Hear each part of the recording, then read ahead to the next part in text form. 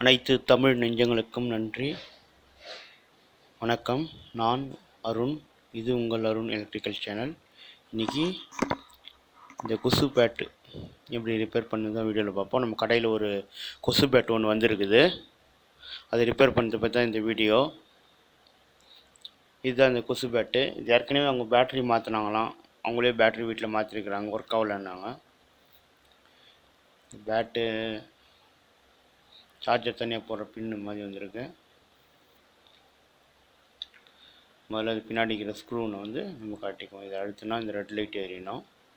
அதான் வந்து பேட்டரிக்கு சப்ளை பண்ணுறதும். இது எதுவுமே இல்லை, டெட் கண்டிஷனில் இருக்குது. சரி, முதல்ல இதை கழட்டி பார்த்துருவோம்.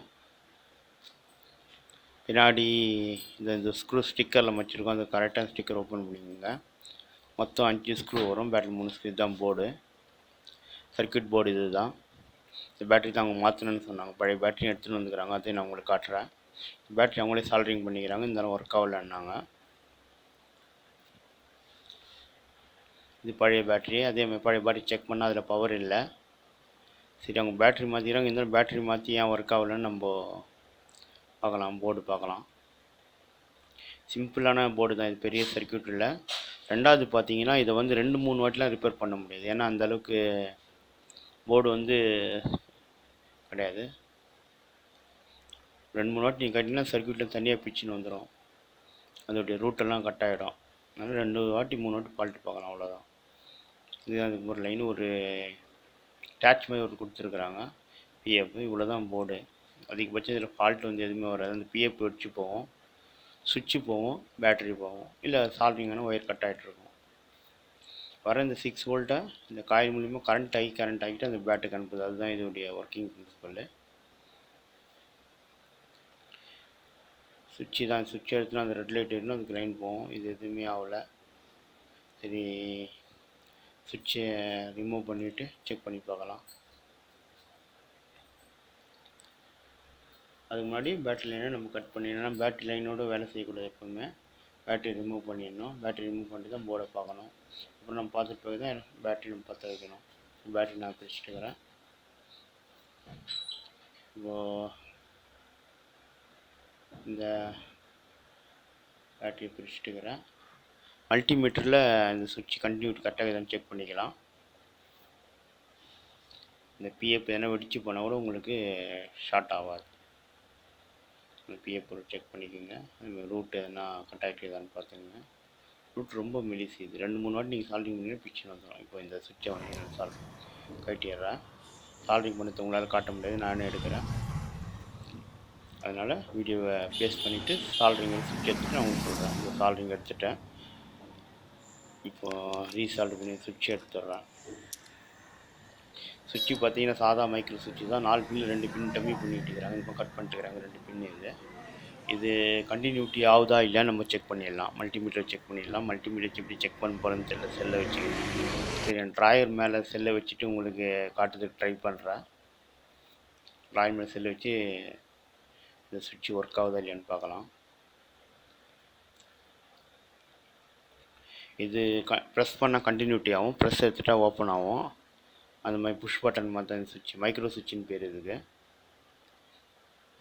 மேலே செல்லை வச்சுட்டுக்கிறேன். உங்களுக்கு தெரியுதா என்னன்னு தெரில. இதில் நாபில் வச்சுக்கோங்க. இப்போ வந்து பஸர் அடிக்கக்கூடாது. பட்டன் அழுத்தின ஒண்டி தான் பஸர் அடிக்கணும். கண்டினியூட்டி மோடில் வச்சுக்கோங்க. மல்டிமீட்டர் ஒன்றா காட்ட முடியும். ஏன்னா செல்ஃபோன் வந்து ஸ்டாண்டர்டாக ஒரு இடத்துல வச்சுட்டுக்கிறேன். எந்த ஒரு ரியாக்ஷனும் இல்லை. சுவிட்சு தான் போயிடுச்சு 100%. சுவிட்சை மாற்றிட்டா இது ஒர்க் ஆகிடும்னு நினைக்கிறேன். இதே மாதிரி ஒரு சுவிட்சு ஒன்று நம்ம வாங்கி மாற்றிடலாம். இதோட விலை பார்த்தீங்கன்னா 2 ரூபா தான் வரும். சுவிட்ச் ரேட்டு 2 ரூபா வரும். மைக்ரோ சுவிட்சுன்னு கேட்டால் கொடுத்துருவாங்க. அது ஹைட்டை பார்த்து அந்த நாபை பார்த்து அதே மாதிரி வாங்கிக்கோங்க. இது புது சுவிட்சு கீழே விழுந்துச்சு. இதை எடுத்துடுறாரு.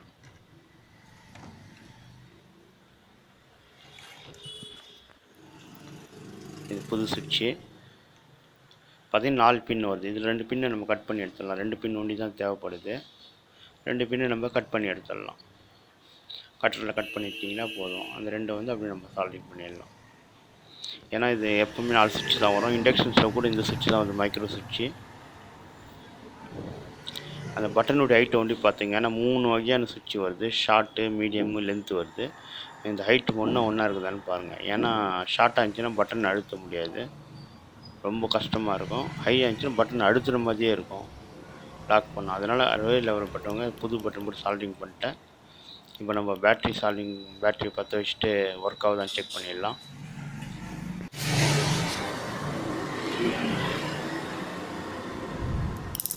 ஓகே, ஒர்க் ஆகுது. அந்த இடத்துல ஷார்ட் ஆகுது தெரியுதுங்களா உங்களுக்கு?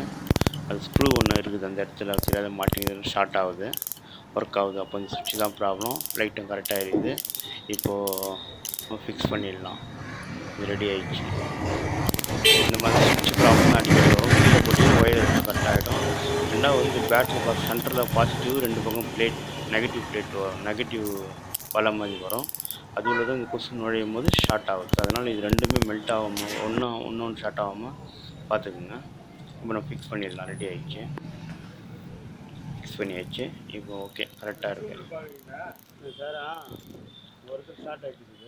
கரெக்டாக இருக்குது. இப்போ சார்ஜ் போட்டு ஒரு வாட்டி செக் பண்ணிடலாம், சார்ஜ் ஏறுதான்னு. சார்ஜ் ஏறுனா அந்த க்ரீன் லைட் எரியும், அதை நம்ம செக் பண்ணிடலாம். சார்ஜ் போட்டாச்சு,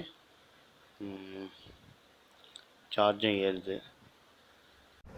எனக்கு சப்ஸ்கிரைப் கம்மியாக இருக்கிறாங்க. சப்ஸ்கிரைப் பண்ணுங்கள், லைக் பண்ணுங்கள், கமெண்ட் பண்ணுங்கள். நன்றி, வணக்கம். மீண்டும் ஒரு வீடியோவுடன் உங்களை சந்திக்கிறேன்.